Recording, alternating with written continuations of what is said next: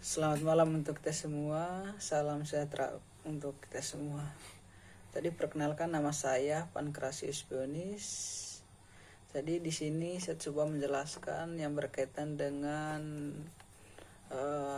contoh soal untuk hukum Newton untuk mata kuliah biomekanika. Jadi supaya tidak memperpanjang waktu, jadi yang pertama saya coba menjelaskan contoh soal singkat atau contoh soal dasar yang berkaitan dengan hukum Newton pertama. Jadi untuk hukum Newton yang pertama, kita perlu tahu bunyi atau dasar dari hukum Newton yang pertama. Jadi untuk rumusnya itu yaitu sigma F sama dengan 0. Jadi untuk bunyi dari hukum Newton yang pertama itu, jika resultan gaya yang bekerja pada benda sama dengan 0, maka benda yang mula-mula diam akan tetap diam. Benda yang mula-mula bergerak lurus beraturan akan tetap lurus beraturan dengan kecepatan tetap. Jadi itu untuk bunyi dari hukum Newton yang pertama. Jadi masuk ke contoh soal. Jadi di sini ada sebuah gambar di mana ada batu yang berada di bidang datar, di mana di sini ada 3 panah, yaitu panahnya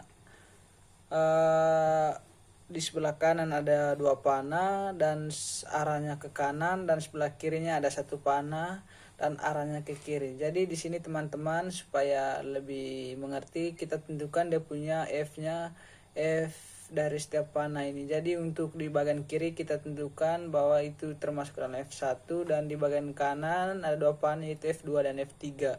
Jadi di sini kita masukkan rumus, yaitu sigma F sama dengan F2 tambah F3 dikurang F1.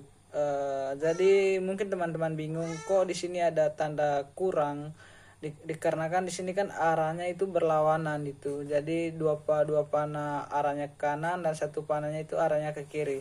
Jadi tinggal masukkan angka, yaitu 5 tambah 11 dikurang 16. Jadi di situ maka hasilnya itu 0 Newton. Dikarenakan sigma F sama dengan 0, maka batu tidak akan bergerak.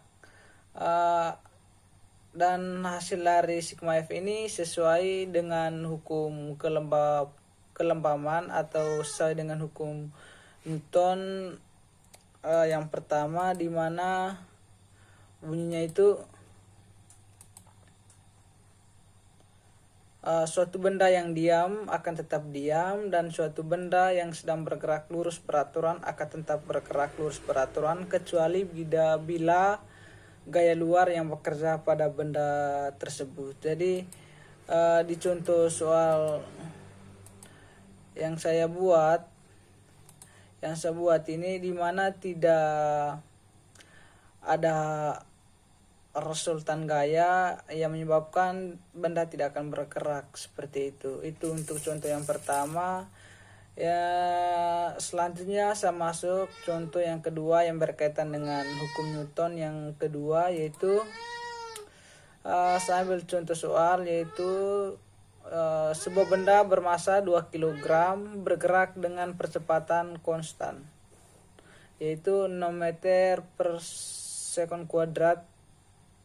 Jadi untuk pertanyaannya itu, berapakah besar gaya yang menggerakkan benda tersebut?